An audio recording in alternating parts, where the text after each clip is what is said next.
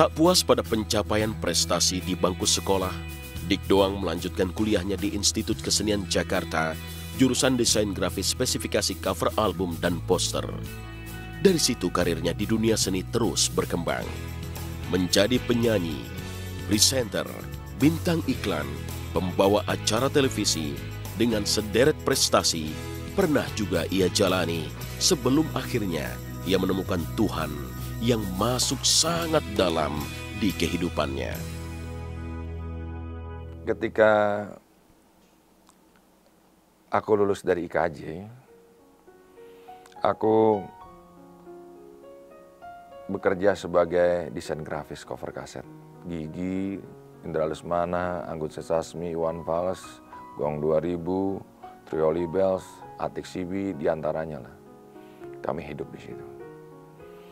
Lalu saya merasa nggak puas karena itu hanya 2 dimensi aja. Akhirnya saya buat art director video klip. Alhamdulillah ada tantangan baru. Yang tadi dinobatkan terbaik, ini juga dinobatkan terbaik ukuran Indonesia. Lalu menjadi penyanyi. Jadi penyanyi juga dinobatkan sebagai AMI Award dan juga produser AMI Award. Kalau dari kecil bagi kita dia adalah seniman yang sudah berkarir dari kecil, ya kan. Tapi kalau untuk kacamata masyarakat umum, Dik berkarir kalau saya lihat dia mulai dikenal orang lewat desain grafis. Jadi meskipun begitu banyak bakat seninya, seni rupa, seni musik dan segala macam. Terus kemudian ketika dia masuk IKJ kan, memang disitulah dia mendapatkan tempat yang layak gitu ya. Dan dia mulai berkarir desain grafis. Dia mulai membuat grafis untuk cover album. Dan saya ingat waktu itu covernya Indra Lesmana yang pertama mungkin. Nah setelah saya nyanyi, saya mengalami kemunduran gitu. Jadwal panggung justru nggak ada gitu. Tapi intinya saya bertemu Tuhan sih. Bahwa bukan pekerjaanlah yang mengayakan saya, tapi Tuhan. Maka dialognya pada saat itu, Tuhan kenapa aku harus sholat? Pencarian akan jati diri seorang Dik Doang akhirnya berlabuh saat putra pertamanya lahir. Ia juga menemukan tempat yang cocok untuk menyalurkan segala inspirasinya di sebuah sekolah yang ia kelola sendiri. Inilah awal kebangkitan Dik Doang di dunia yang lebih luas di luar jalur seni. Aku mulai melihat ketika putraku lahir, Rata Bila Bagi, bahwa aku jangan sampai terlena nih menyayangi anakku, tapi aku melupakan anak orang lain. Karena Bismillahirrohmanirrohim, Rohman dulu baru Rohim, ngasih dulu baru kita akan disayang. Maka aku mulai ngajar tuh tahun 93 di Komplek Angkasa Pura. 93 saya mulai ngajar di Angkasa Pura dari sebuah pot tanaman wajib tanam Pak Harto yang terbengkalai, lalu aku susun menjadi tempat orang belajar dengan 9 anak selama 2 tahun. Harapanku tawar-menawar ini sama Allah. Allah, aku jaga anak orang tapi kamu jaga anakku ya. Karena aku ngelihat dia gitu, nggak mampu aku. Kalau ini diambil, aku nggak kuat.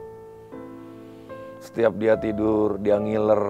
Aku seperti diberikan kesempatan untuk membaca Al-Fatihah dari setiap tetesannya yang keluar di kasur itu. Maka 2 tahun aku berjalan dan aku pindah ke Ciputat. Di Ciputat murid lebih banyak, 14-24 orang kadang-kadang. Tapi tidak punya tempat untuk belajar. Lalu aku ngomong lagi sama Allah, Allah beri aku tempat. Biarin kecil tapi anak-anak tahu kalau mau belajar ya di situ. Lalu dikasihlah kandang jurang doang, di pinggiran jurang tuh, di bawah rel kereta api. Akhirnya kita belajar di situ. Banyak tawaran bermain musik, juga sinetron yang datang ketika Dik Doang mulai melangkahkan kakinya di kehidupan sosial. Tak tertarikkah ia pada gemerlapnya panggung? Mendirikan sekolah gratis, memfasilitasi anak-anak yang tak mampu untuk terus sekolah meski di jalur non-formal, akhirnya jadi pilihan Dik Doang sampai saat ini. Dan perbincangannya dengan Sang Pencipta sungguh lebih menguatkan hatinya untuk terus mengabdi di jalur itu. Jadi gini Allah, buatlah aku terkenal. Nanti kalau aku terkenal, aku gampang mengajak mereka. Dan aku terkenal. Tapi ketika aku terkenal, aku dusta. Gak punya waktu kepada mereka. Sibuk syuting, sibuk manggung, sibuk isi acara, sibuk nyari duit lah. Lalu aku bilang sama Allah, Allah gini deh, aku berhenti dari dunia entertain. Tapi kau urusi tetap kandang jurang doang. Aku ngurus kemaslahatan bagi orang banyak. Aku akan berjalan ke pelosok Nusantara, menanamkan nilai-nilai tentang kreativitas, tentang ketuhanan, tentang kebersamaan, tentang kepedulian, tentang alam semesta, tentang apa aja yang tidak ditentang oleh agama. Sehingga Indonesia tidak terus terpuruk. Mungkin kalau itu ditanyakan pada Dik sendiri, itu sesuatu yang tidak bisa, semuanya adalah sesuatu yang udah ada dalam dirinya, ya kan. Disuruh milih mana sih yang dimatikan, paru-paru sebelah kanan atau kiri, itu sesuatu yang sulit. Mana sih yang mau dimatikan, jantung dan paru-paru, itu semuanya udah ada dalam diri dia gitu. Dan karena dia seorang seniman, semua itu tergantung bagaimana mood mengalir ya. Kadang dia akan lebih intens pada dunia musik ketika dia mendapatkan inspirasi dari musiknya. Tapi kadang dia akan intens ke lukis ketika dia mendapatkan inspirasi lewat lukisnya. Dan itu sesuatu yang datangnya kan dari atas juga. Kita manusia tidak bisa membuat-buat hari ini hanya fokus di sini, hanya fokus di sini. Jadi sesungguhnya kalau kita mengenal Dik Doang sebagai seorang seniman yang sejati, itu sesuatu yang nggak bisa diatur-atur. Saya pikir semuanya, Dik masih punya hasrat di sana. Tapi kalau ketika semua yang dimilikinya hanya sebagai jembatan untuk mencari popularitas, itu bukan Dik Doang. Pada saat terkenal, kita bisa menghibur orang banyak. Benar sekali. Jadi pertanyaannya gini, siapa yang mau main sinetron, kata Allah. Ada tawaran 68 kali ke saya sepanjang hidup. Saya nggak pernah mau.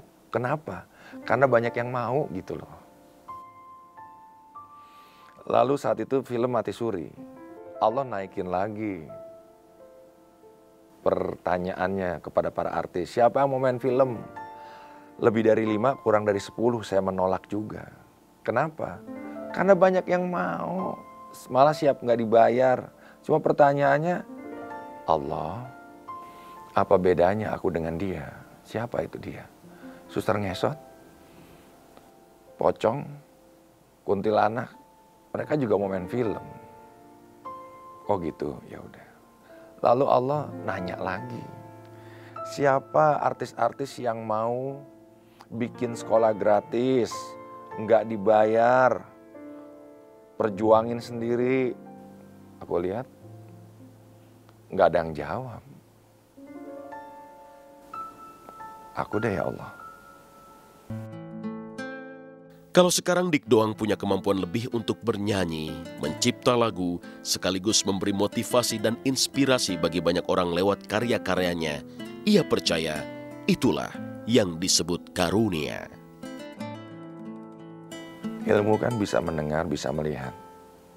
Bisa juga kedua-duanya. Menyanyi, aku nggak punya bakat menyanyi. Vokalku sangat tidak sekolahan banget. Apa adanya aja, belet. Main gitar, aku nggak banyak tahu chord. Nyetel gitar, pales melulu. Tapi kok Allah bisa-bisanya dengan cintanya yang abstrak, aku bisa menulis lagu. Lagunya tentang kepedulian, lagunya tentang kebersamaan, tentang cinta, ketuhanan. Ya, sekali lagi dengan kerendahan hati aku nggak bisa apa-apa, kecuali memang sudah diperintahkan oleh Dia. Jadi kalau ditanya, Dik Doang udah sukses apa belum? Jawabannya masing-masing. kasih.